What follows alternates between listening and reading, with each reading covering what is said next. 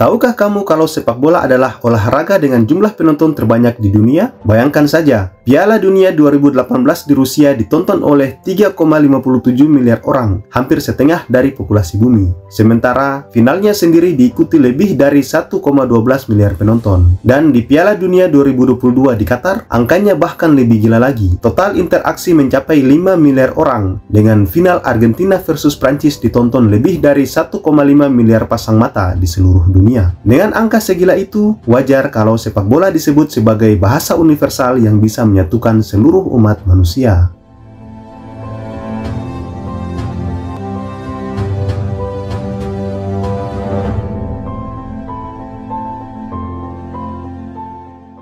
Kemenangan terbesar dalam pertandingan internasional tercatat pada kualifikasi Piala Dunia 2002. Saat itu, Australia menghancurkan Samoa Amerika dengan skor 31-0. Tapi di balik skor gila ini ada cerita unik. Samoa Amerika sebenarnya punya skuad utama yang lebih berpengalaman. Tapi, 19 pemain mereka gagal berangkat karena masalah paspor dan visa. Sebagian besar memegang paspor Amerika Serikat, bukan Samoa Amerika. Dan saat itu, pemerintah Australia tidak memberikan izin masuk. Akibatnya, pelatih terpaksa memanggil pemain darurat dari liga lokal. Banyak yang masih remaja 15-16 tahun. Hasilnya bisa ditebak. Australia yang dihuni pemain profesional Eropa seperti Archie Thompson mencetak gol demi gol. Thompson sendiri bikin 13 gol, rekor terbanyak dalam satu pertandingan internasional. Sementara rekan setimnya, David Zidrilik, juga menambah 8 gol. Walaupun kalah telak, tapi kiper Samoa Amerika, Miki Salapu, justru dipuji. Katanya, kalau bukan karena dia, skor bisa lebih gila dari 31-0.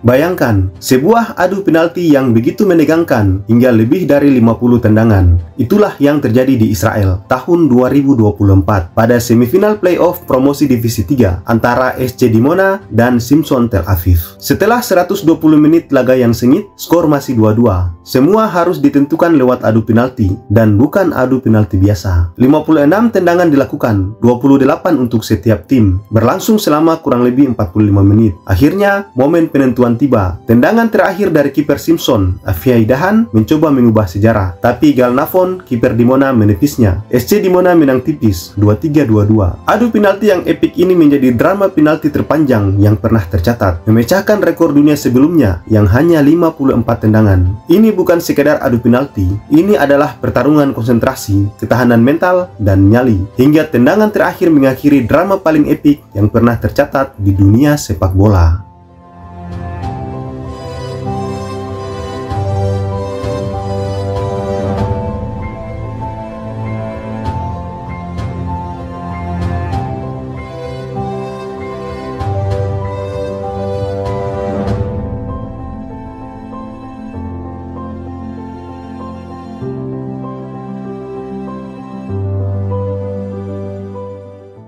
Dejan Stankovic adalah pemain yang memegang rekor unik, tampil di 3 Piala Dunia berbeda dengan 3 nama negara berbeda. Pertama, ia tampil bersama Yugoslavia di Piala Dunia 1998. Lalu, setelah Yugoslavia bubar dan berubah menjadi Serbia dan Montenegro, Stankovic kembali tampil di Piala Dunia 2006. Tak berhenti sampai di situ. Setelah Montenegro merdeka pada tahun yang sama dan Serbia berdiri sendiri, Stankovic pun bermain di Piala Dunia 2010 dengan seragam Serbia. Jadi, ia bukan ganti paspor, bukan juga naturalisasi. Semua ini terjadi karena negara asalnya pecah akibat perubahan politik Eropa Timur. Dan hingga kini, Stankovic tercatat sebagai satu-satunya pemain yang tampil di 3 Piala Dunia dengan 3 negara berbeda.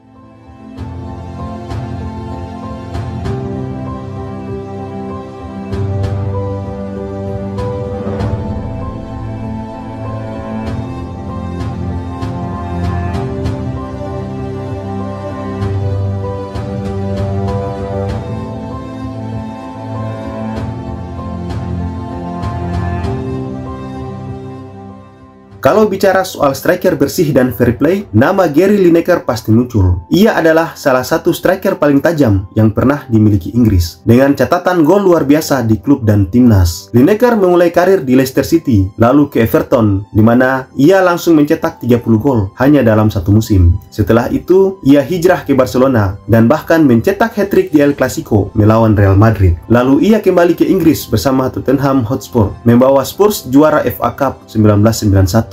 Ia menutup karir di Jepang bersama Nagoya Grampus Eight, menjadi salah satu bintang Eropa pertama di J-League. Di timnas Inggris, ia mencetak 48 gol dari 80 caps, menjadi top skor Piala Dunia 1986. Tapi yang paling legendaris adalah sepanjang karir profesionalnya, Lineker tidak pernah sekalipun mendapat kartu kuning atau merah. Bayangkan, lebih dari 500 pertandingan dan ia tetap bersih. Karena itulah ia dijuluki The Gentleman of Football. Lineker adalah bukti bahwa seorang striker bisa tajam, garang di depan gawang, tapi tetap menjunjung tinggi sportivitas. Sebuah teladan yang langka di dunia sepak bola modern.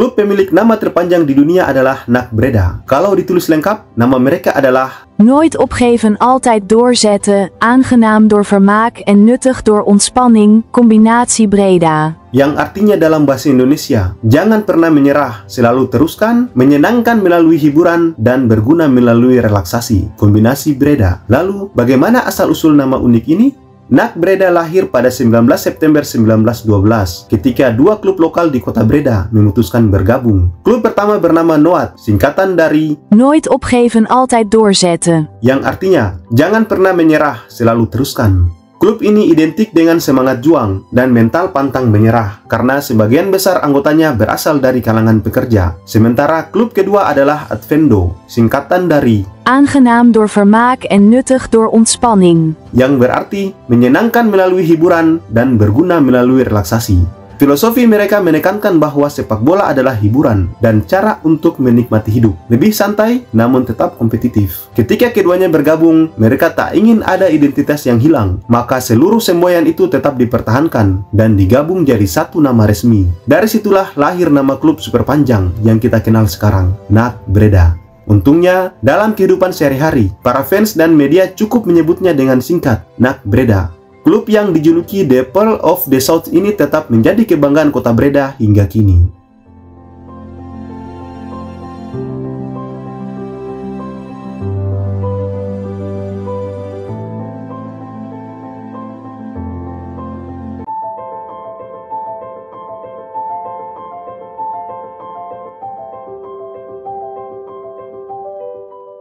Jose Mourinho punya rekor luar biasa. Selama 9 tahun dan 150 laga liga, tim-timnya tak pernah kalah di kandang. Rekor ini dimulai setelah Porto takluk dari Beira-Mar pada 23 Februari 2002. Lalu berakhir dramatis di Bernabeu saat Real Madrid kalah 0-1 dari Sporting Gijon melalui gol Miguel de las Cuevas 2 April 2011. Di balik rekor itu ada fondasi yang sama. Pertahanan solid, transisi mematikan, dan detail taktik yang nyaris obsesif. Pencapaian yang menegaskan mengapa Mourinho disebut The Special One.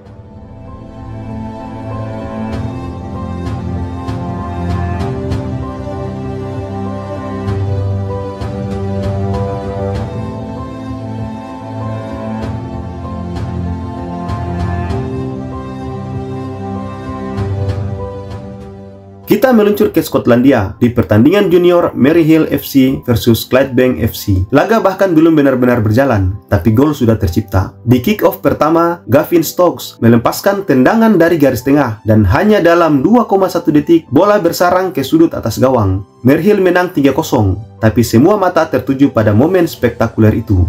Dengan 2,1 detik, Stokes memecahkan rekor gol tercepat dunia, mengalahkan catatan sebelumnya 2,2 detik milik Vuk Bekic. Lawan bahkan belum sempat berkedip, bola sudah bersarang. Momen yang benar-benar bikin dunia sepak bola tercengang.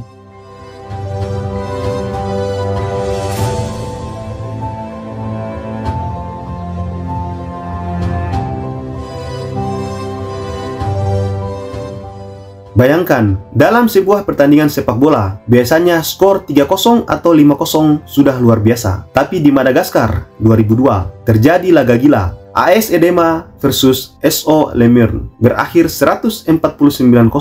Beberapa hari sebelumnya, SO Lemern merasa dirugikan oleh keputusan wasit, sebuah penalti kontroversial yang menghancurkan peluang juara mereka. Amarah membara, frustasi memuncak, dan di laga terakhir melawan AS Edema, mereka melakukan protes ekstrim. Setiap kick-off, bola diarahkan ke gawang sendiri, lagi dan lagi, hingga 149 kali. Pemain AS Edema hanya bisa menatap tak percaya. Penonton pun frustasi. Sebuah aksi yang sah secara resmi, tapi melampaui batas sportivitas. Kekecewaan yang memecahkan rekor dunia. Kalau kita bicara pertandingan dengan skor besar yang benar-benar normal, rekor terbesar justru datang dari Skotlandia tahun 1885. Arbroath menghancurkan Bon Accord 36-0 di Piala Skotlandia. Semua gol lahir dari permainan biasa, tanpa protes, tanpa rekayasa. Bahkan, seorang pemain bernama John Jockey Petrie mencetak 13 gol seorang diri. Perbedaan kualitas kedua tim yang begitu jauh, sampai-sampai kiper Arbroath hampir tak tersentuh bola sepanjang laga. Sementara itu, di level internasional antar negara, rekor terbesar tercipta pada kualifikasi Piala Dunia 2002.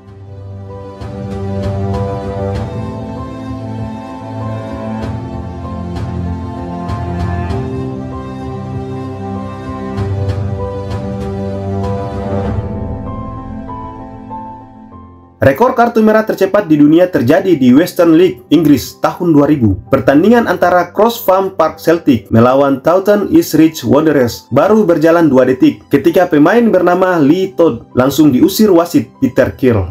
Apa penyebabnya? Sesaat setelah peluit kick-off dibunyikan, Todd kaget dengan suara peluit yang sangat keras, lalu spontan mengumpat kasar. Wasit menilai itu sebagai perilaku tidak pantas dan tanpa ragu mengeluarkan kartu merah. Bayangkan, pertandingan baru dimulai dan Todd sudah harus mandi lebih cepat dari semua orang. Lalu di Premier League, ada kisah unik lainnya. Tahun 2007, Keith Gillespie dari Sheffield United baru saja masuk sebagai pemain pengganti melawan Reading. Belum sempat menyentuh bola, ia malah menyikut pemain lawan, Stephen Hunt. Waktu baru berjalan 12 detik sejak ia menginjakan kaki di lapangan dan wasit langsung mengeluarkan kartu merah. Jadi, Gillespie benar-benar masuk hanya untuk keluar lagi. Sementara di panggung terbesar sepak bola, Piala Dunia 1986, rekor tercepat tercipta oleh Jose Batista dari Uruguay. Baru berjalan 56 detik, Batista melakukan tackle keras terhadap Gordon Strachan dari Skotlandia. Wasit asal Prancis, Joel Quigneau, tanpa ragu mengangkat kartu merah. Hingga kini, inilah kartu merah tercepat dalam sejarah Piala Dunia. Jadi, mulai dari 2 detik di Liga Amatir Inggris, 12 detik di Premier League, hingga 56 detik di Piala Dunia, semua membuktikan satu hal. Dalam sepak bola, kamu bahkan bisa diusir sebelum benar-benar sempat bermain.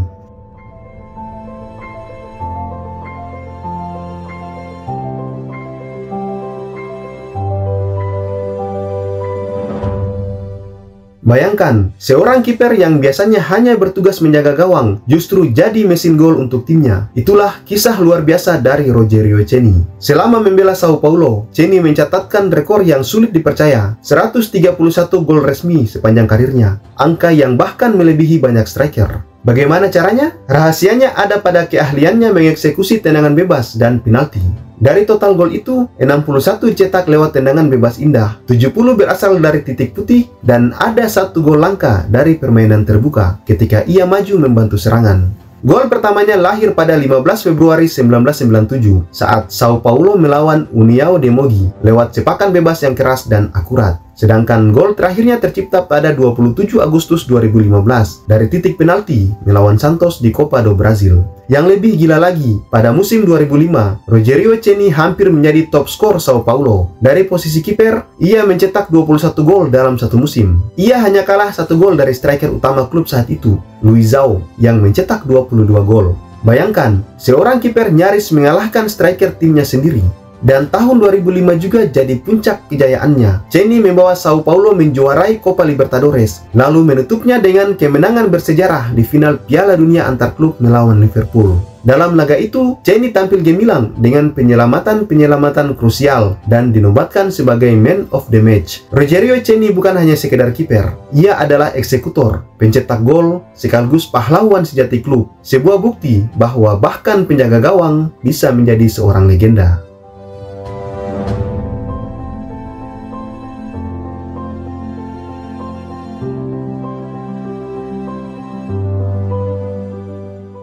Hanya ada satu kiper yang pernah meraih penghargaan Ballon d'Or. Dia adalah Lev Yashin dari Uni Soviet. Julukannya adalah The Black Spider karena refleksnya seperti laba-laba yang mampu menepis bola dari segala arah. Yashin menghabiskan seluruh karirnya di satu klub, Dinamo Moskow, sejak tahun 1950 hingga 1970. Selama 2 dekade, ia mencatat lebih dari 300 clean sheet, sebuah angka yang luar biasa di eranya. Ia juga dikenal sebagai pionir modernisasi posisi kiper. Yashin berani keluar dari sarangnya untuk mengatur pertahanan, berteriak memberi instruksi, bahkan memulai serangan dari belakang. Gaya bermain yang kini dianggap normal, tapi dulu sangat revolusioner. Prestasinya pun gemilang. Bersama Uni Soviet, Yashin menjuarai Piala Eropa 1960 dan meraih medali emas Olimpiade 1956.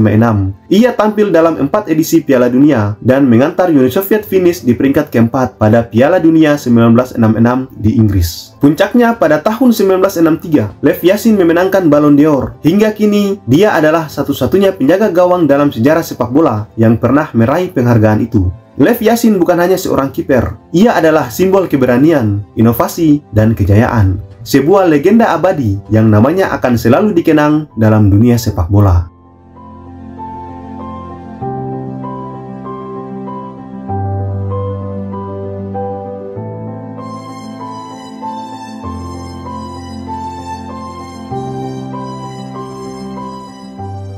Berganti-ganti klub sampai 29 kali. Itulah yang dilakukan John Budgie Burridge, kiper asal Inggris. Ia memegang rekor sebagai pemain dengan jumlah klub terbanyak sepanjang karirnya. Burridge berkelana di berbagai level sepak bola Inggris, dari First Division hingga kasta bawah seperti Football League dan Non-League Football. Ia pernah membela klub-klub besar seperti Aston Villa, Manchester City, Southampton, Newcastle United, bahkan klub-klub kecil seperti Scarborough dan Blyth Spartans. Pencapaiannya pun unik. Bersama Aston Villa, ia menjuarai Piala Liga 1975. Ia juga sempat membantu Newcastle United promosi ke kasta tertinggi, serta menjadi mentor bagi kiper-kiper muda yang kelak terkenal seperti Shay Given. Lalu, kenapa ia bisa pindah klub sampai hampir 30 kali? Alasannya sederhana tapi unik. Burridge punya sifat petualang dan dikenal tidak betah berlama-lama di suatu tempat. Ia juga sering direkrut klub sebagai kiper darurat karena reputasinya yang profesional, selalu fit, dan siap dimainkan kapan saja. Karirnya pun sangat panjang. Bahkan pada 14 Mei 1995, ia masih tampil di Premier League bersama Manchester City saat usianya sudah 43 tahun 5 bulan. Catatan itu menjadikannya salah satu pemain tertua yang pernah merumput di Premier League. John Burridge bukan hanya kiper, tapi juga simbol kegigihan dan semangat tanpa henti. Seorang petualang sejati di dunia sepak bola.